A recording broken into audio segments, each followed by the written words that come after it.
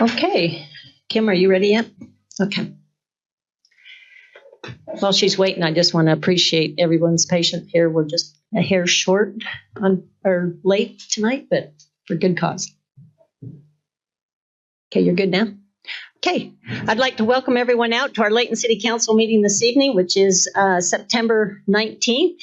And as customary, we always like to start our meetings with a prayer and a pledge, and we take turns as a governing body here. So tonight, I'm going to turn the time over to Councilmember Clint Morris to conduct those ceremony. Thank you, Madam Mayor. I will offer an invocation, and afterwards, if we can all rise, we'll follow me in the Pledge of Allegiance. Our Father in heaven, we come before you this evening grateful for the opportunity to be gathered together as a community and as the governing body and city staff of Layton City. We're grateful for this great city and community and ask that thou would please bless us this evening with thy spirit of wisdom and help us to be civil in our dialogue and be able to make decisions that will improve our city and help the residents. We're grateful, Father, for those first responders, for police and fire and dispatch, and also public works employees who work to keep things smooth and to keep us safe. We ask that thou would please continue to be with them. And these things, Father, we pray for and do in the name of Jesus Christ. Amen. Amen.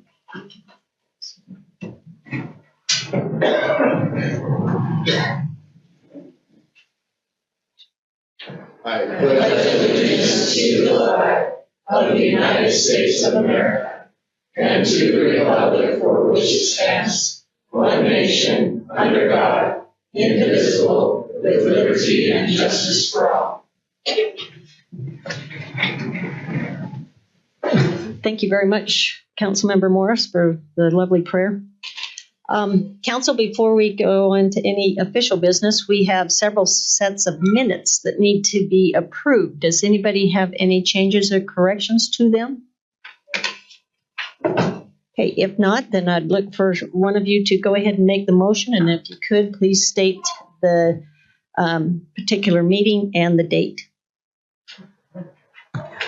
Before I make the motion, I just want to thank Kim, our city recorder, because today I was a little late in giving some grammatical corrections, and she's always really good to get everything in. So thank you, and I apologize for my tardiness.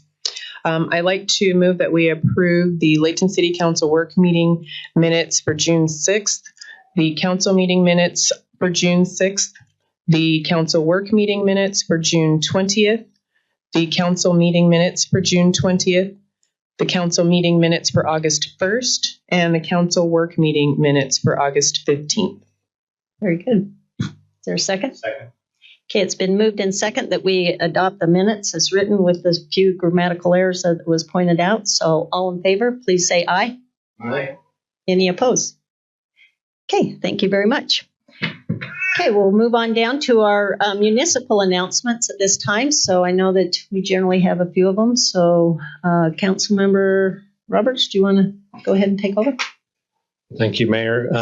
First of all, as many people know, it's been bubble 2 week for the last couple of weeks, putting the bubble up. There's also been some major construction going on. The pool's getting a new floor, new tile work. So, but unfortunately, there's been some construction delays and weather events that have extended that time. We plan to reopen the pool the morning of September 26th now, so a couple days later than anticipated. Also, tomorrow evening will be a great family recreation event, Park After Dark, here at Layton Commons Park, 7:30 to 9:30 p.m. Lots of fun activities for the whole family. Bring them out. So thank you, Mayor. Okay, thank you very much. Does anyone else have announcements? I just want to give a shout out to Layton Communities That Care for the Screenagers event that we had last month here at the Ed Kinley Amphitheater. We had a number of folks participating. We had 75 people show up that night, and 36 students were able to get credit recovery. So we want to thank the community for participating in that. And then I do have a special recognition tonight that I'd like to give. We do have our youth court here on tonight, and one of our youth court participants, Caitlin Mitchell, received a Daily Point of Light Award for her work on the youth court. And that award is a presidential award that was offered to her. The date that she received that recognition was for September 10th, 2024. And this award is given out Monday through Friday, every day in the year, to a special person who does lots of really great things for their community, volunteers and whatnot. And Caitlin was nominated by her youth court advisor, Carlene Kidman, and she would receive that award. So there's a nice write-up on the Communities That Care Facebook page, also on my Facebook page about her and all of the work that she's done for the Layton City Youth Court. And I just wanted to recognize her for that on tonight. And she's in the audience today as well. Okay. How about if we have her stand up so we can all give her a round of applause?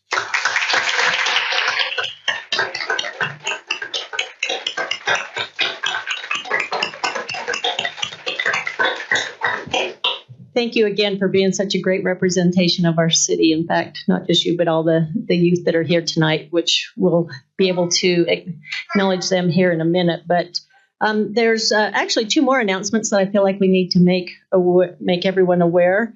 And that is, we have a lot of arts programs throughout our city. And Jax is one of those one of the programs that are available to the youth. And they are actually having their fundraiser event at the Kinley Theater Saturday night. And so anybody's welcome to come and participate in that. They have all kinds of items that you can bid on, and as well as a fun program that you can kind of understand some of their programming that they do. So along with that, I'd actually, if you wouldn't mind,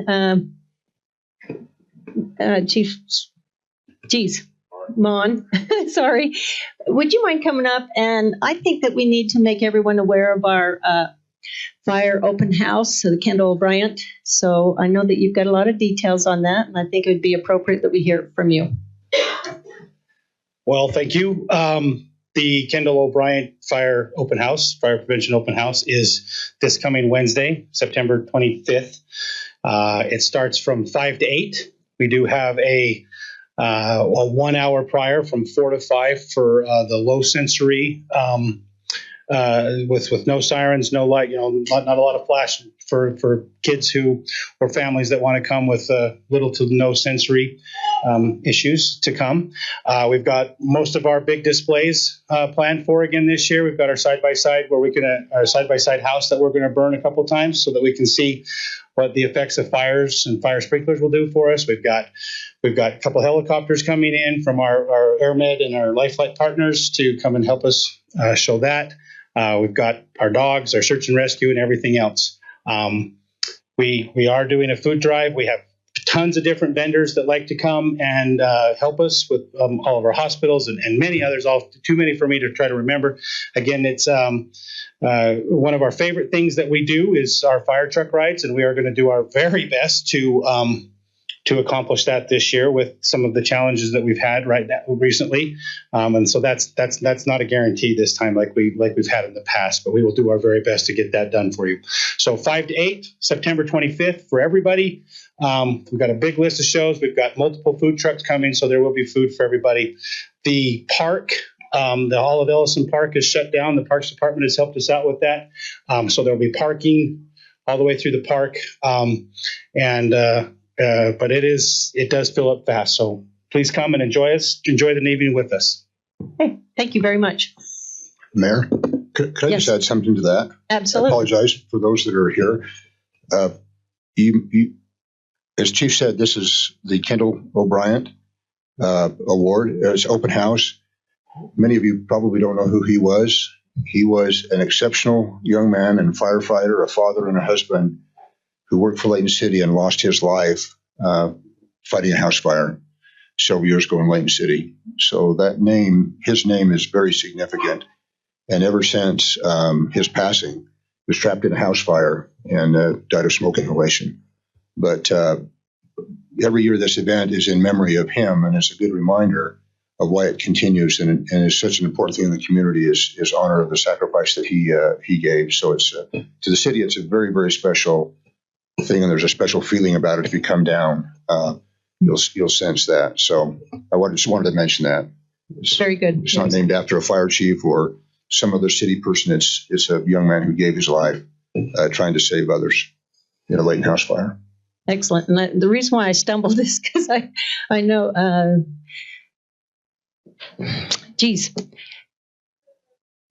no, it's not chief. He's our assistant chief. So he is second in command, which is Scott Mon that just presented to us. So that's the reason why I kind of wanted everybody to know that it's great to have them here with us tonight. Okay, let's go ahead and move on then to kind of a fun and exciting part of our agenda. And it's something that as council members and myself, we always look forward to this. And it's an opportunity for us to recognize the youth in our community that is so actively involved and actually take on a very important role as far as their ability to judge their peers. And so we do, as council members, we all are assigned different departments or organizations that we're liaisons to. And so council members Bettina Smith Edmondson is over our youth court. So did you want to make a quick statement now or afterwards? After is fine. Okay. So with that, what I'd like to do, and this is different, and the council knows me to kind of stir things up a little bit, but I think it would be appropriate tonight if, as we acknowledge these youth court graduation and our swearing in, that perhaps we go out in front to you and we'll line up here so that we can appropriately shake your hands and acknowledge you. So council, if you would you follow me down front here? And then I am going to turn the time over to Miss Carlene Kidman, who diligently, year after year, for 27 years has been over this program, and we really appreciate everything you do here. So, council.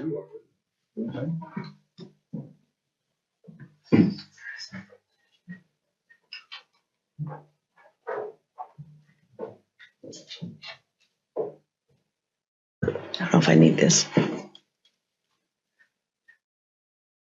This is going to be cool. You guys are down here. So for those of you who don't know, this is our 27th year group of youth that have just finished our training. There was 18 in the class. Not everyone's here. They take Wednesdays off, and so sometimes it's hard for them to take a second day off on a Thursday. So they'll get their certificates. But for those that are here, it's really a great honor for them to be here. Just want to let you know one thing really that's been different. In the 27 years that I've been doing this summer has been the busiest summer we've ever had. So I don't know what's going on with the youth here, but last year for the whole fiscal year, we received 100 cases. Okay, our fiscal year started July 1st. Yesterday, I logged in our number 50 case. So these kids are kept busy. So on Wednesday nights, if you come over here and you see them all running around and stuff, it's because it's really busy, and I really appreciate them, and they're great. Every year I worry, when the other kids leave and going, this group's going to be cool. These guys are phenomenal, and so I am just very pleased to have the privilege to be able to work with them. So I have some certificates, so we'll have you come up and walk through. Where do you want them to stand so that we can they'll come through and do that, and then do you want them to come back around there so they can be sworn in later, or how do you want to do it, Mayor? Okay, that work? Hopefully I won't butcher anyone's names. I've tried to practice, but sometimes my brain doesn't work very well, so I apologize beforehand. So we're going to start right off with Ben Kuseling. And you guys can clap for him. There's a picture.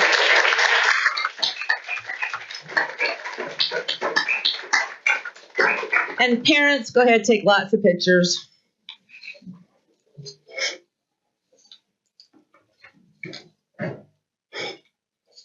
Next, we have Betsy Che.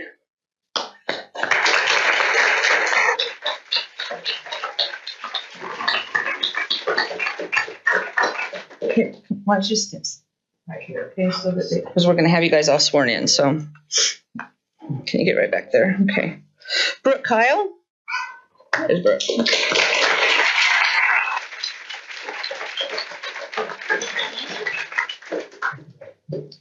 didn't see Caleb walk in. Emery Coyle.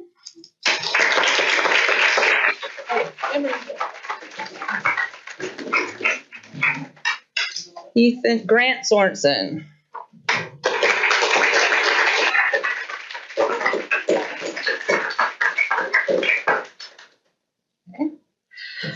Jared couldn't make it tonight. Carter, didn't see him come in. Kimberly, she's not here. Leilani. Okay, I'm going to try. How do you say your name again? Figueroa.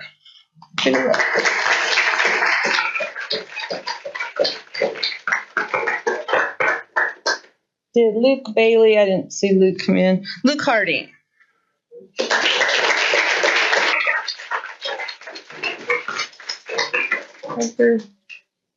Parker Morgan. Porter. Reese Eggett.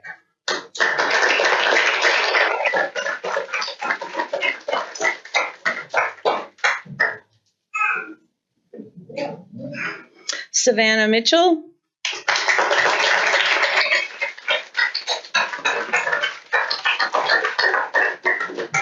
Trey Wolfley.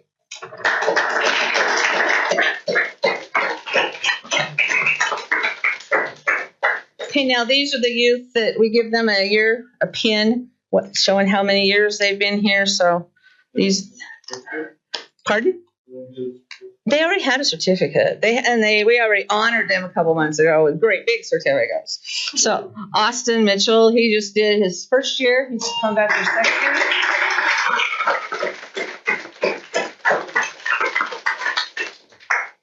Ones that aren't going to be here. Colin Delaney. Gabe. Josh. Tristan.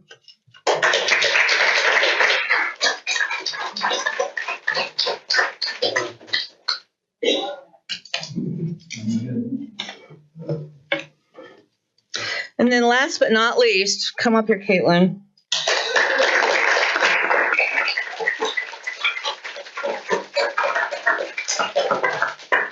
Caitlin has been here 5 years. She started when she was just a little 13-year-old.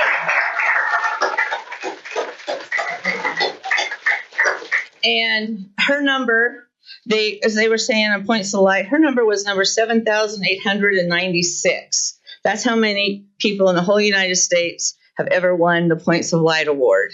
And so that's not a very big number for everyone in the United States. So just want to let you know that they choose one person from the whole United States on a day, and she won it. And she did it because of her service. She's phenomenal. Anyone that ever, the city, they say, come say, hey, we want to volunteer. She's the first one to volunteer for everything. So I just want to let you know she's phenomenal. And she's coming back as an adult advisor, so I don't lose her. So, yeah.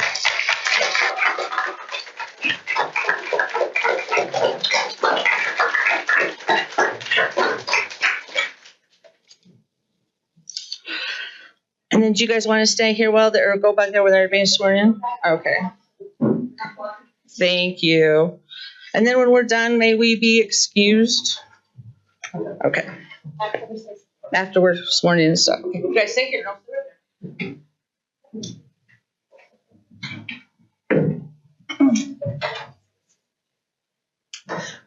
Okay, raise your right hand and repeat after me. Raise your right hand.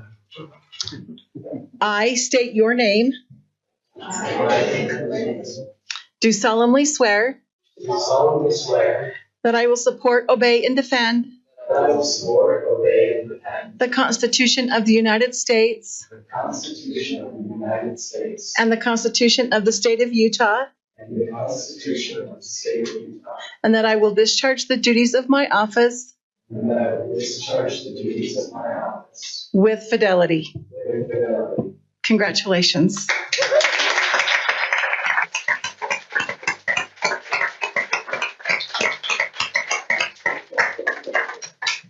Okay, like I said, this is an exciting part of our opportunity here to interact with the youth and to acknowledge them. And I know that the council definitely wants to give their appreciation to each and every one of you. So I'm going to turn the time over to the council, but just real quick, what's very interesting and what I admire most about this group of kids is these are the kids that go on to be, most of the time, they become attorneys and, yeah, and they're very, and have had this one-on-one training now that really helps them. And in fact, I'm not going to give away your surprise, but you're going to have a special visitor probably in December from one of the first graduating classes of this youth court. That's as much as I'm going to say. So with that, council, do you want to give your appreciation to these kids? Well, I do want to just say thank you to all of the young people who participate in the youth court. This is one of the groups that we have in our city that helps to continue to give us hope and to let us know that there are people who care enough about your peers and the folks you go to school with that you want to spend your time helping them to kind of turn their life around and do things better. I was in a conference last week and they were talking about how prevention saves like 7 times the amount of money it costs for prosecuting and things of that nature. And so the fact that you all are willing to spend your time, to help your peers course correct is huge. And I know that Carlene mentions often that a lot of the students who go through the program often want to come back and then, be a judge or, work with other students later. And that's just a testament to the program and how beneficial it is, how beneficial it can be for our city, and not just our city, but entire society. And so I want you all to know that you're making a huge difference. And if it feels overwhelming at times, it is, but we thank you for your sacrifice. And I'm so grateful that you all want to continue to do things like this, continue to tell other people, other students that that this is a program that's really beneficial and it's something that's super worthwhile. And we're just grateful that you're here in our city and that you're helping to make Layton better. And of course, big kudos to Carlene for all of the years of service that you've provided and the support that you give to these young people, and anything that we can do to continue to support you, please just let us know. Thank you. Well, if all of you are going to become lawyers, we got a shot. Okay? Not to mention any names. But, and if you're not going to become a lawyer, we still got a shot. Because it's people like you that make a difference in this world. You're helping your peers. You're helping them find ways in which they can change their lives, which doesn't happen too often. And I applaud you for that, for having the wherewith to help. And I think a lot of people like to help, but they don't know how. And you found a way, and I applaud you for that. It makes me feel good that as I look at the youth of this world, that there are those that are on the right path, those that want to do good things, and you're part of these people. So I hope that as you go forward, you keep that in mind, that you do the right things, you do the good things, and that you help other people. Because I look back in my life and there were people that helped me, and I'm thankful that they were there. Because if they wasn't, I probably would have became a lawyer like the guy down here. So, no, never mind. So anyway, thank you for what you're doing. Thank you. Thank you, Mayor. Almost time you can be able to leave. It'll be okay. Just a couple more minutes. You just took an oath to defend the Constitution, and so this month is Constitution Month, and just a couple of days ago we celebrated the 237th anniversary of signing the Constitution. You probably already knew that.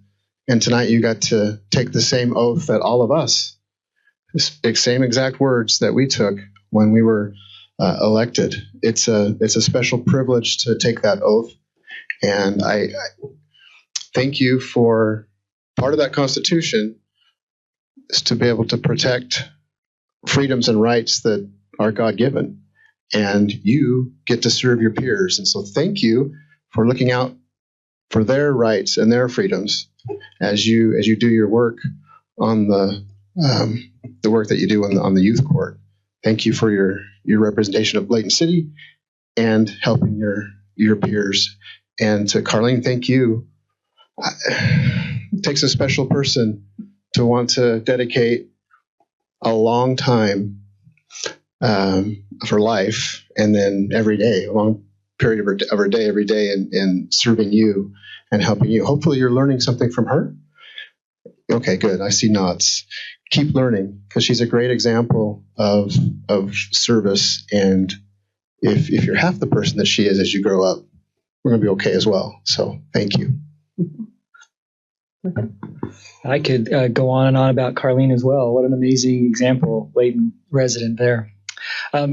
As City Attorney Drake and I are welcoming you into the legal profession if you ever get there. As Dave mentioned, we always need more good lawyers. So when I was a kid, I was in a similar situation where I was a part of a youth court, youth council thing, and it helped me kind of understand how amazing it felt to help someone who was my age when they came in and they had done something wrong, and I could understand why they did it, or maybe try to help them get over it and try to make better decisions. It helped me realize that the law is the law, but it's really about people. It's about trying to make people better and try to help them.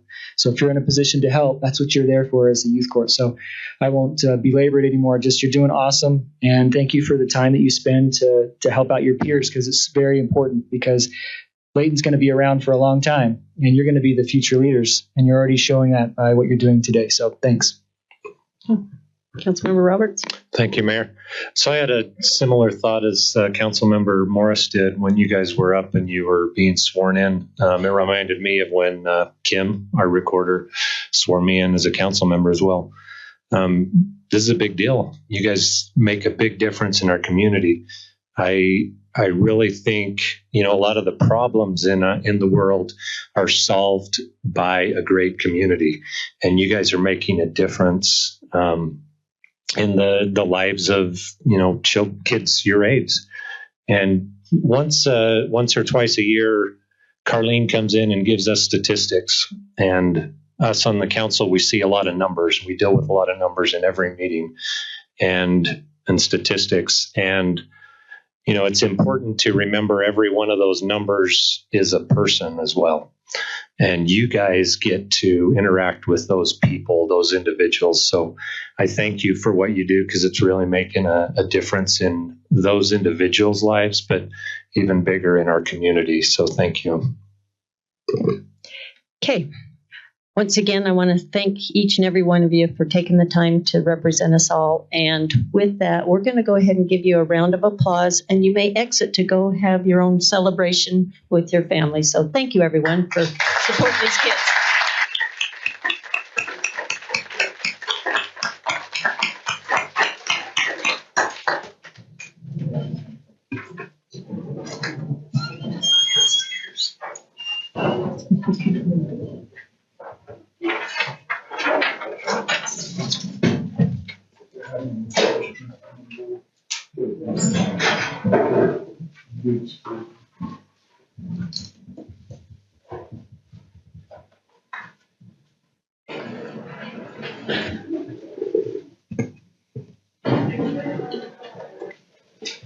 Okay.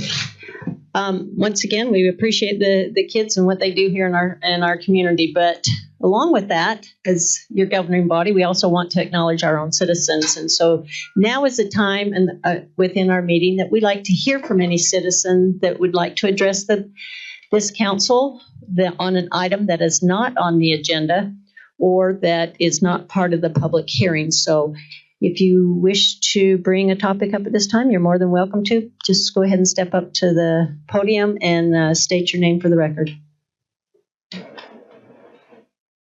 Okay.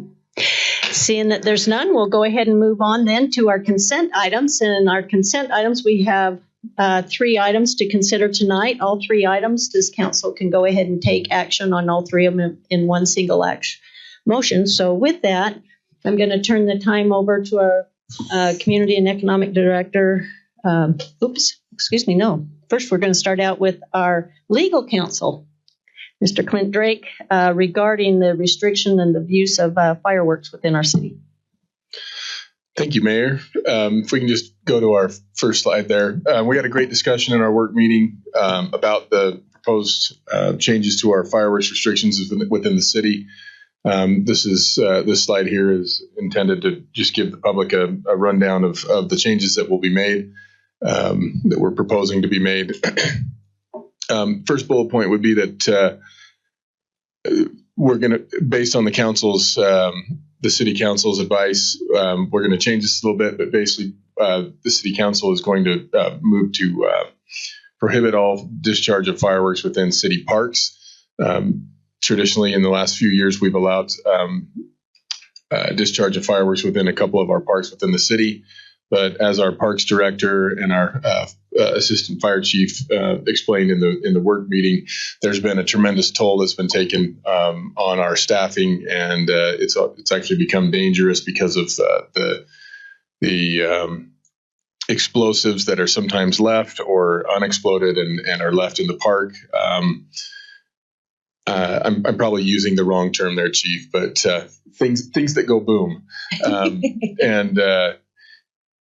we're finding that while the council originally adopted this to be a benefit for the citizens, that we're finding that because most cities now prohibit this type of activity in their parks, that we're getting a lot of non-Layton citizens that are coming, and it's a safety issue, it's a health and welfare issue for our citizens, and so staff has recommended that be prohibited in all parks.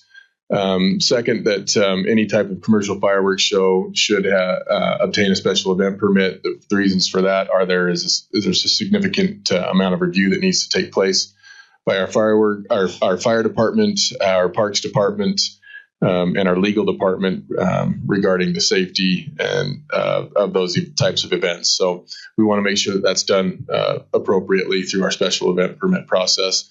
Nothing changes as far as the prohibition against fireworks east of 89. The city already prohibited all fireworks east of 89. That's based on geographic hazards, geological hazards, the issues that we have in the foothills, and the danger of a forest fire. A little bit of a change will happen with regard to our aerial fireworks, and I'll go to the map here in just a second. And then that last bullet point is just simply that the public should be aware that violations of our code and the use of fireworks within prohibited areas is an infraction, which is punishable by up to $1,000 fine. Chad, if you could just, or whoever's there, can just advance to the actual map. So the existing restrictions are the brownish beige color and the reddish pink color. The reddish pink color is all fireworks are restricted. No fireworks can be used in those areas. Traditionally, we've also restricted aerial in the brownish beige area. State code allows the fire official in our city, it's the fire chief, to make certain recommendations to the council regarding restrictions based on our chief's review of the hazards that exist in the city, in particular with our trail system, the draws and the canyons that we have that extend up into our foothills. It's determined that it would be safer to move that crosshatch area that would also prohibit the aerial fireworks. State code gives us direction that says that it should be done through readily identifiable areas like rivers, streams, and streets. So this would prohibit the use of aerial fireworks from the south border of the city, from Kaysville north along Fairfield Road to the intersection of Fairfield Road and Church Street. From Church Street, it then heads north to Highway 193, and then anything north of Highway 193 to the border of Hill Air Force Base. So again, the brown and the crosshatch area is proposed that those will be restricted, and no aerial fireworks will can be used in those areas. And then again, nothing changes to the east of 89. And with that, I'll take any questions that you might have. We also have our assistant chief here that he can explain the needs and the recommendations that have been made if you have any questions for him. Thanks. Can we go back to the ordinance itself? I just had a question for you, Clint. Forward one. Oh, right there. So in subsection 5 there, when it talks about unlawful conduct through a commercial fireworks show or demonstration that is for public or private display, that or is in reference to commercial firework displays as well. Correct. Okay.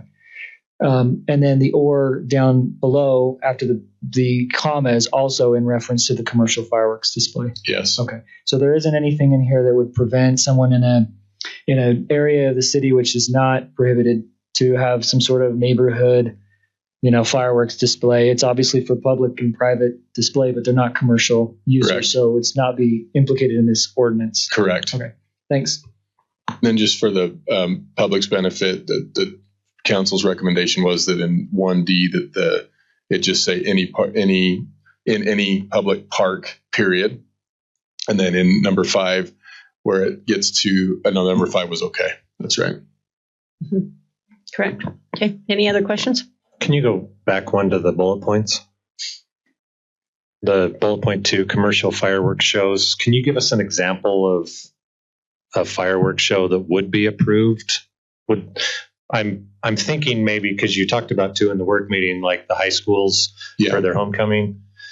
Do we have history of other commercial fireworks shows being approved? So I can answer the first part would be our high schools typically on homecoming will go through a special event permit to discharge fireworks within the city that has that review that I talked about. Even though it's not in a public park, there's still a review that needs to take place to ensure safety and compliance with the law. And then the other part would be our annual fireworks display that the city puts on. And then Chief, I don't know if you've got any other. There have been very sporadic ones that come about, not yearly, only sometimes. I can think of maybe a fireworks vendor who wants to show something off, and he'll get a special permit just to kind of educate the public on what's coming. That's happened in one of our parks before. Something around the New Year's or there was a Chinese holiday that it's legal to do, but somebody wanted to get permitted for that, so we permitted that. It's not very often.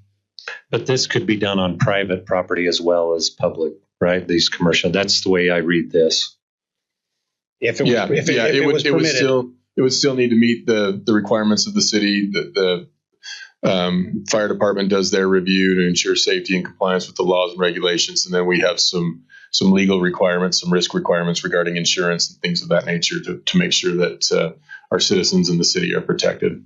Okay, thank you. Okay. Any other questions? Okay, thank you very much. We appreciate that. Okay, let's go on to item number B, which Mr. Chad Wilkinson is going to present a plat amendment.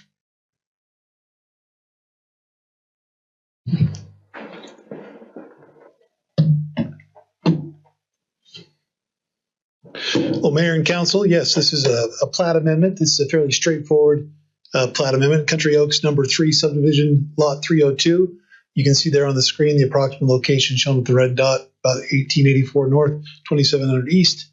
This is the property there on your screen. It's large enough to be divided into 2 lots with a couple of adjustments. They will need this garage here on this side of the property will have to be removed, replaced on the north side in order to provide adequate room for setbacks on that side. That is the plan of the applicant, to remove that and move that to the other side of the property in order to facilitate the division. There's also a small shed that will need to be moved to accommodate the subdivision.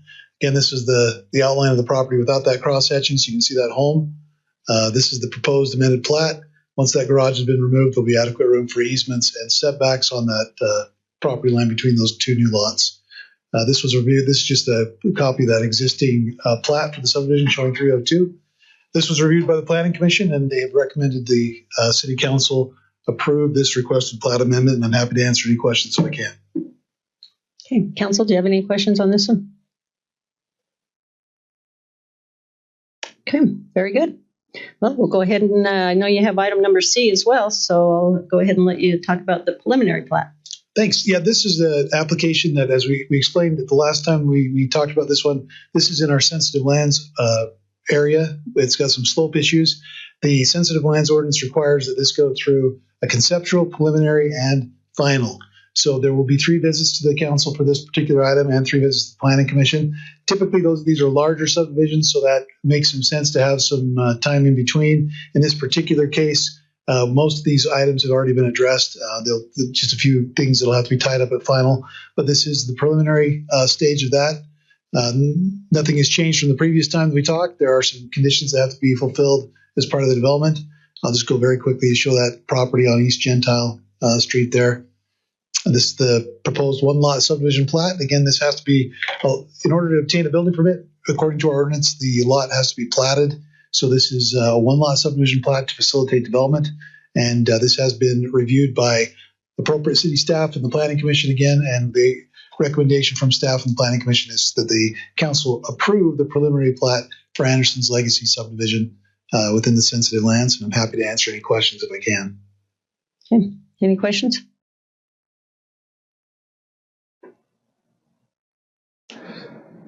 If you think of one, they'll see it one more time. So, okay. All right. Thank you very much. Okay. Those were the 3 items that are part of our consent items tonight. So, council, I'll bring it back to you for action regarding A, B, and C of our consent items.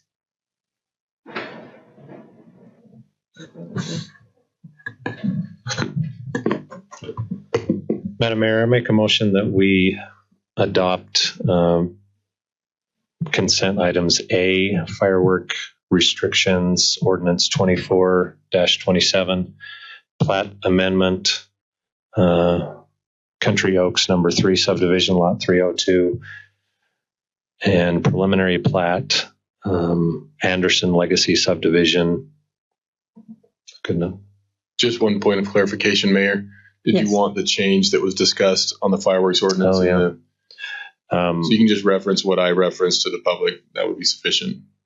I'll change that motion that we adopt the restrictions for firework use ordinance 24-27, including the changes the council made in the work meeting. Okay. Very good. I have a second. Second. Okay. It's been moved in second that we adopt the consent items as presented with the correction on the verbiage on ordinance 24-27. So all in favor, please say aye. Aye. Any opposed? Okay, thank you very much. We'll now move on to our public hearing portion of our meeting. And with that, we have 3 different ones again tonight. And Mr. Chad Wilkinson is going to present on all 3 of them. So we'll go ahead and start with item number A. We'll have him present the information, and then I'll bring it back to the council to open the public hearing and ask any questions at that time. thanks, Mayor. Yeah, this is a public hearing request. This is for a rezone.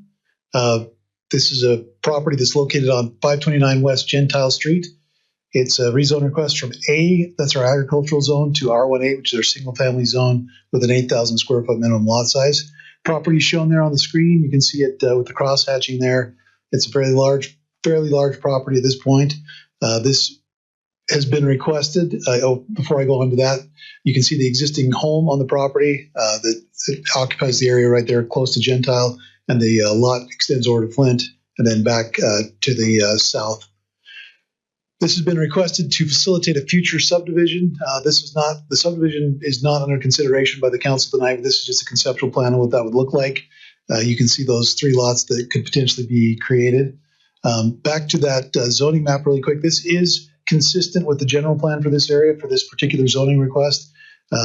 So the Planning Commission has reviewed this request for this zone change, found it to be consistent with the general plan, and they have forwarded a recommendation of approval for the requested zone change from A, agricultural, to R18. I'd be happy to answer it. We share that recommendation, and I'm happy to answer any questions you may have. Any questions?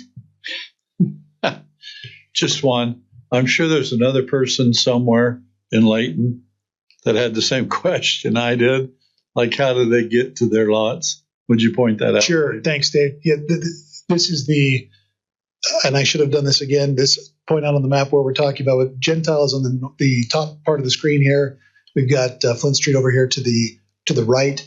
The lots are here, here, and here. So you've got an access that comes off of Gentile to serve this large lot in the rear, the existing access for the home, and then access from Flint Street for that 3rd lot. Okay. Any other questions? So I'm not too familiar with flag lots, but do they share any tie to one of the other lots going forward? Or are they both independent? They can, but in this case, it's got its own independent flagpole. Yep. Okay, great. Okay. Anything else? Any other comments? Just a comment. I mean, I would be remiss if I didn't say that this one, when I saw this come up, because we saw Mrs. Barlow here a few times, and she was so sweet. And I remember, I went into her living room, and she was so inviting. And when she passed away so suddenly, it was a sad day for Layton. And so, seeing Barlow's sister's subdivision, it's nice that it's still the Barlows on that piece of property. So I'm glad that this has gone through those processes, and the staff has got this to us, because it's a new day on this piece of property. But every time I drive by, I think of Mrs. Barlow. Perfect. Took the words out of my mouth. And also, as a close resident, I'm very pleased to see it. It's a R18, because I know that is the minimum that I'd like to see in that area. And it's what we've approved in the past. So hopefully we'll continue to do that in any other future ground around there. So with that, Council, I'll bring it to you to open up our public hearing at this time. Should anyone else wish to comment on item number A? So I need a motion to open the public hearing. I would like to make a motion to open up the public hearing, and also just like to see this as well as the previous, item looking at single family residential. Those are just really nice things to see. So appreciate that. Okay, it's been moved in second. Second. It's been second. Do I have to say aye? All in favor, say aye. Aye. Okay, thank you very much. Okay, we are now in our public hearing portion of our meeting, and so anyone who would wish to speak to this particular item, you're welcome to. Like I stated before, there's a mic on each side of the dais here. Just come up and state your name for the record. Okay, seeing that there's no public comment on this, we are going to keep the public hearing open, but I do need to act upon these individually. So with that, Council, I'll bring this back to you for action regarding ordinance 24-26, the rezone request. Madam Mayor, I move that we approve ordinance 24-26, the rezone request. Second. Okay, it's been moved in second. With this, it's a public hearing. I'll go ahead and do a roll call vote. I'll start down here with Councilmember Roberts. Yes. Councilmember Watson. Yes. Councilmember Morris. Aye. Councilmember Smith Edmondson. Aye. And Councilmember Thomas. Aye. Okay, there you have it. It's unanimous. It has passed. So now we'll go on to item, congratulations, by the way, and thank you. I'm my new neighbors in the short distant future. So with that, we'll go ahead and go on to item number B, which is a proposed to amend the requirements in Title 19 zoning. So, Mr. Wilkinson? Yeah, thank you very much. Yeah, we've had some recent requests for potentially some additional height in some of our M1 zones. The M1 zones are predominantly located close to Hill Air Force Base in the area along 193 in Fairfield, there on the kind of northeast quadrant of the city up there. This is an area that serves a lot of industrial use, base supporting uses, and we've had some requests for some additional height in that area and to consider that. We are always sensitive to making sure that we have mitigated impacts on adjoining residential zones. So in order to mitigate those impacts and to also facilitate some of this additional height, which we think is appropriate in that zone, we have come up with a fairly straightforward standard that requires some additional setback, but also allows for some additional height. So I'm actually going to read the text of that ordinance. I'll talk about this map a little bit, both of these maps, but I'm going to read the text of the ordinance just for the benefit of the public. That text says that the change would say that a primary structure located, and this is within the M1 zone again, a primary structure located at least 500 feet from residential zone boundary or property designated for residential in the general plan may be increased to a maximum of 100 feet in height. The structure shall also comply with all FAA and or military restricted airspace, shall not be located within the accident potential zone, the APZ, and shall be located on a parcel with a minimum of 4 acres. So again, the area that's predominant that we're talking about predominantly are these areas here. This light gray is the existing M1 zones. There's a few outliers in some other areas, but that's predominantly where that zone lives in the city. Going back to that previous map, as we've looked at those various properties that are zoned M1, really these are the properties that are currently in the city that would be eligible for that type of additional height. They have to be quite far from a residential zone for that to kick in there. That, again, is to provide some additional mitigation and buffer from those existing residential zones. This was reviewed by our Planning Commission, and the Planning Commission did forward a recommendation of approval for this change. And staff would also recommend that the City Council approve Ordinance 24-25, approving this change in the height restrictions for the M1 manufacturing zone. And I'd be happy to answer any questions. Okay. Council, any questions on this one? I know we went over it pretty well in the work meeting. So. Just had one, Madam Mayor, if I may. Sure. Why 500 feet? The distance, the setback distance of 500 feet. I think as we looked at this, I'm not sure that I have a totally complete answer other than to say that as you look at those we did various site studies, and 500 feet is about the point where you have no substantial difference between what you can see just on the site from a regular building, right? So, or a existing 60-foot building. So as we look at those site studies again, there's a point where as you're looking out toward a property, that distance becomes, an area where 100 feet is not going to be that big of a difference in that vision. Excuse me. And then the second question was, do we have other areas that are M1 that would fit these classifications? We have some other areas zoned M1. As far as we can tell, existing M1 zones, there would be no other properties other than these that I've identified that would be eligible for that additional height. Okay.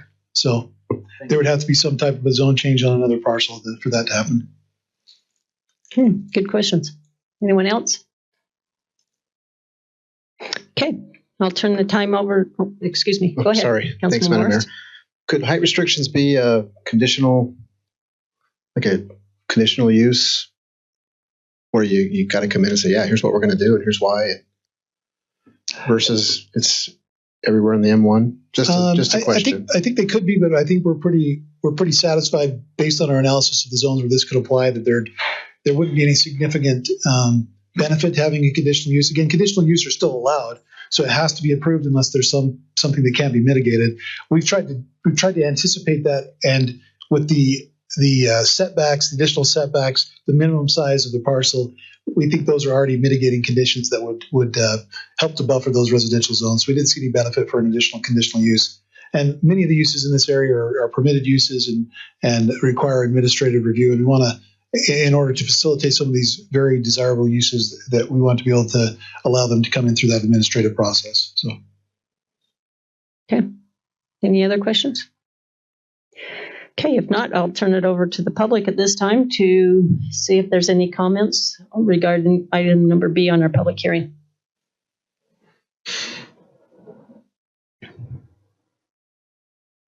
Michael Christensen, 1157 North, 2275 West. Maybe I missed it in the legal minutia, but I want to make sure that this 500 feet setback we're talking about is from the building to the residential area, not from the property line of the building to the residential area. Okay. It is. Yep. Okay, thank you. Any other questions?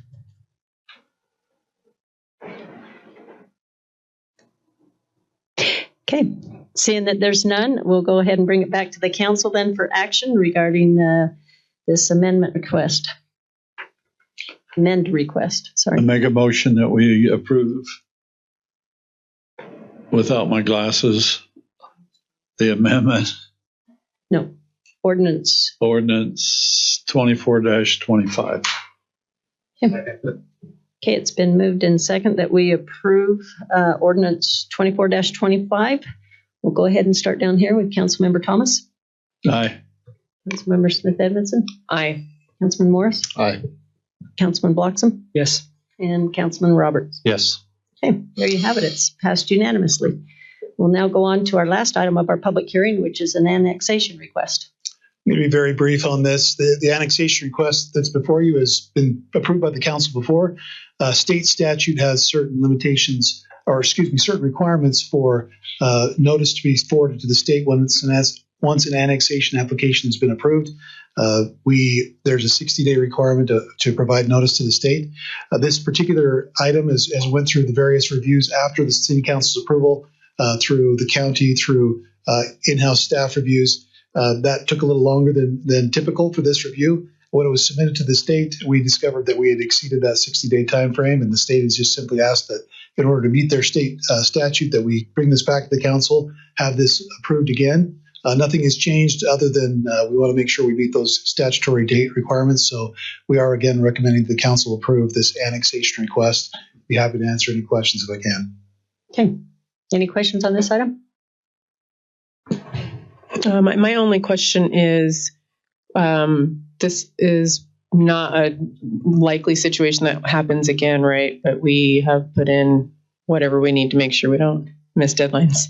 It hasn't happened before. It's just one of those things that that timing, I think the timing took a little bit longer than we expected. And again, I think until the state made us aware that we'd exceeded that, we weren't even aware of that because of normally that's just something that happens as a matter of course. Thank you. Okay. All right. I'll now turn the time over to our public at this time for any type of questions that they may have. Can I ask a question that's not related to this item? Or, I don't know if there's time yet. So typically we would have entertained those and item number 4 of our citizens comment, but let us go ahead and take care of this and then I may make the exception for you. Okay. Council, I'll go ahead and bring this back to you then. This is item number C on our public hearing and annexation request. So in your motion, could you also state the opportunity to close the public hearing? I move that we approve ordinance 24-28 for the annexation request and also close the public hearing. Okay, it's been moved in second that we adopt ordinance 24-28 and close our public hearing. So with that, I'll go ahead and do a roll call vote, and I'll start out with Councilmember Morris. Aye. Councilmember Smith Edmondson. Aye. Councilman Thomas. Aye. Councilman Roberts. Yes. And Councilmember Bloxham. Yes. Okay, there you have it. It's unanimous. Okay, that concludes our agenda items that we have as published. However, there's been a request from a citizen to go ahead and address this governing body at this time on an item that's not on our agenda. So therefore, I'm going to go ahead and acknowledge our citizen comments at this time. Again, make sure you state your name. Thank you so much, Mayor Petro. My name is Amanda Keddington. I'm here as a representative of the Layton Park community. It's the community in between Layton Parkway and 2200 West.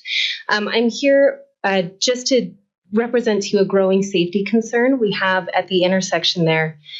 Since the West Davis corridor opened in January, the traffic on that road has increased substantially. We have about 80 homes in that neighborhood and are anticipating about another 30 more to be completed under construction by the end of this next year. And at this time, we have approximately 100 children that are crossing this road in this intersection every day to get to and from Sunburst Elementary.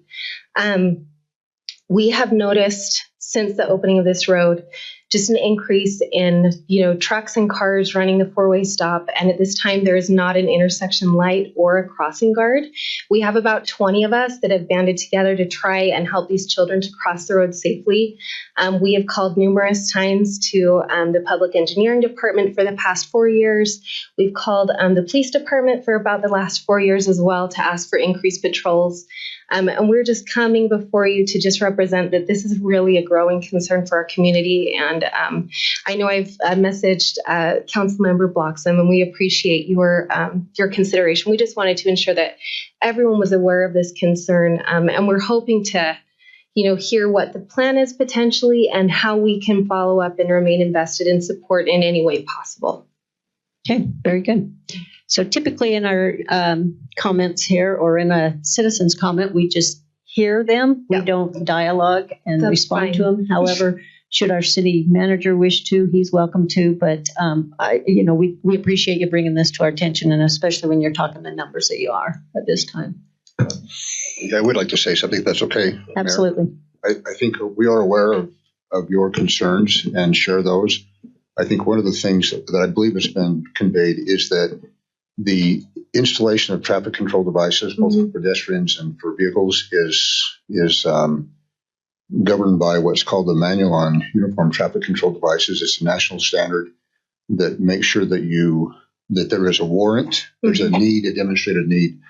And so to move from a four-way stop to a light requires a warrant study to be undertaken, and that has to meet certain criteria, both in terms of speeds, volumes of traffic, et cetera, for this intersection, which eventually it will, to become a school crossing zone where you have flashing lights and crossing guards who are certified and trained to do that. Requires its own warrant process that's laid out in state statute. We have studied this intersection several times and are aware of the growing demand there. It does not meet the warrant. That's the challenge. We do not, for liability purposes, put in formal traffic control devices when it doesn't meet warrant, because what it does is it creates, there's a whole host of concerns, but there's risk that you create uncertainty, not more safety. So the staff is continually looking at this, and we know that it's going to eventually meet there with the growing demands. Are you able to provide the results of the warrant study to the general public? Absolutely. And do you know that, like, in the dates would be helpful? It's just since January, since that opened, that it's become. Yeah, those are all dated, the times when we do them. And the one thing I would suggest is that we're aware, and my understanding is this has been communicated, but the idea of citizens, well-meaning, to cross people there is it's not a good idea. Yeah. That's a nice way of saying it. You put yourself at risk, and you also put the children at risk. I happen to observe this myself coming to the intersection. There was somebody that wasn't a certified guard, didn't have cones, didn't have vests, that actually walked out into traffic and stopped cars to allow kids to come. It's inappropriate and dangerous. I'm not trying to be critical of it, but we need that needs to be discontinued. But for your own safety and liability, frankly. But yeah, I'll go to work and work with engineering, and we get those studies to you, and we do them. We let a little time go by before we do another one because there's a cost associated with them. But it's very much on our radar, and we understand there's a growing demand there and a need. So excellent. And we'd love to be in communication to figure out a safe way for our children to be able to get to school. Yeah, and each school has what's called a safe school routes that have been determined by generally in the PTA, the school itself, and our school resource officers. And there is a safe school route designation for Sunburst Elementary. Perhaps that hasn't been communicated to you, but we can work back through our police department to make sure that there's an understanding. And that is a collective decision that's not made just by the city, but it's by the city in consultation with a PTA, is my understanding, and with the school and with the school resource officers and the crossing guards to identify a route. And it's not always the most convenient route for everybody, but based on the public improvements, curb gutter, sidewalk, for example, controlled crossings, et cetera, that it's the recommended route. And so not everybody uses those recommended routes, but there's been an analysis done that says this is the most, at this point in time, this is the safest route. So I'll work to get that information to you as well. And then you have the opportunity to give feedback if you think that needs to be adjusted based on population demands, or there's growth here and there wasn't before when that was done. Those are usually done every year before school starts. Okay. Thank you so much for the opportunity to have this dialogue, and I'll look forward to emailing you and hopefully communicating a little bit more about those things. Yeah. Thank you. Thank you. Okay. Thank you very much. Okay. Councilman, yeah, I just wanted to ask Alex, just as a general matter. So, because we just pulled up the picture here, I understand the lighted intersection, all those warrants. We've talked about that for quite some time. Is a crossing guard, does that have the same warrant standard that a crosswalk does? Meaning for school crossing, right? Typically, yeah. Typically, you don't put by statute, you don't put a crossing guard where a formal school crossing guard situation where it doesn't meet warrant as a school crossing. Okay. So a four-way stop that doesn't have a crosswalk would be ineligible for a crossing guard. Yeah, under all the normal practices that we're aware of. Okay. because we a lot of the questions that we get, most of the time are on either lighted intersections like 2200 or Boulevard. What was it? Parkway and Angel. Yeah. And the one we just did at Weaver, which is also a lighted intersection. So I'm just curious, this one's Mauer out west. There isn't a light, there isn't a crosswalk. So I was just curious if the warrants are the same. Yeah, I would think, again, I'm not an engineer, so the engineers control this.